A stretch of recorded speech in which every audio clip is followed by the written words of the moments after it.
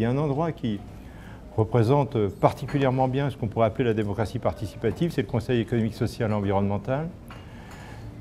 Évidemment, il ne faut pas l'opposer à la démocratie représentative.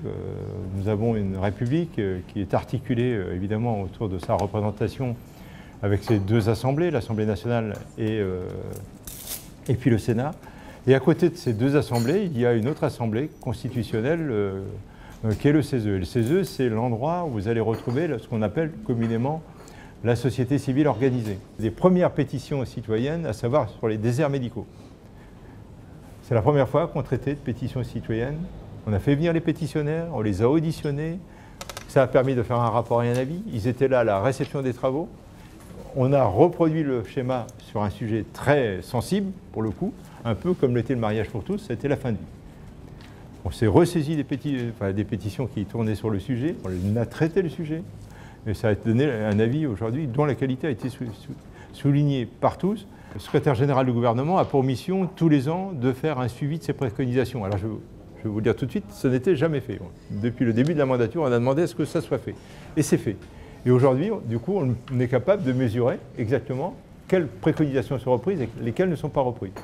Et évidemment, sur les sujets de saisine, c'est ce que je disais, plus des 2/3 des préconisations, aujourd'hui, se retrouvent dans un texte de loi. Dans ce projet de réforme, c'est de reconnaître la place du CESE très particulière qui peut jouer justement sur ces pétitions citoyennes et comment on peut avoir une sortie plus institutionnelle, plus forte qu'aujourd'hui. Donc vous voyez que cette ouverture, elle est vraiment aujourd'hui bien axée vers une ouverture du CESE et sur ce rôle très important que peut jouer le CESE entre les pétitions mais aussi les pouvoirs publics. Et dernièrement, dans le cadre du grand débat qui s'est tenu là en début d'année, on a testé autre chose au CESE, c'est-à-dire le tirage au sort de citoyens. Voilà, c'est un panel de citoyens qui sont venus au CESE. On a tiré au sort 28 citoyens pour travailler sur le rapport et avis du grand débat, fracture et transition, réconcilier la France. On les a réunis dans un groupe, ils ont produit un avis. On a croisé cet avis avec les travaux de la commission temporaire qui avait été mise en place pour traiter du sujet. On a même été un peu plus loin, on a pris 5 de ces citoyens, là aussi tirés au sort, qu'on a incorporés dans la section temporaire.